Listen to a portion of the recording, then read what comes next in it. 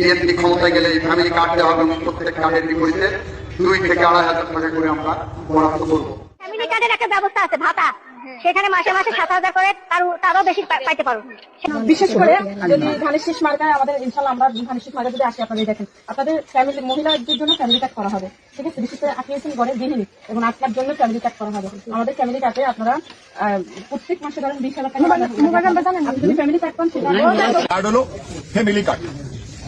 এই যে এরকম একটা নমুনা, এরকম 50 লক্ষ কার্ড দিব। এটা যদি প্রত্যেক মাসে 50 লক্ষ থেকে 1 কোটি পরিবারকে আমরা রাষ্ট্রের পক্ষ থেকে সরকারি একটা সাহায্য বা প্রণোদনা আমরা পাঠাবো। তার সঙ্গে আমরা যদি ক্ষমতায় যাই, বিএনপি যদি ক্ষমতায় যায়, তাহলে ধানের শীষের প্রতীকে ভোট দিয়ে যদি বিএনপিকে ক্ষমতায় নিয়ে যান, তাহলে আগামী দিনে আপনারা প্রত্যেকটা পরিবারের যারা মা আছেন তাদেরকে একটা ফ্যামিলি কার্ড দেওয়া হবে।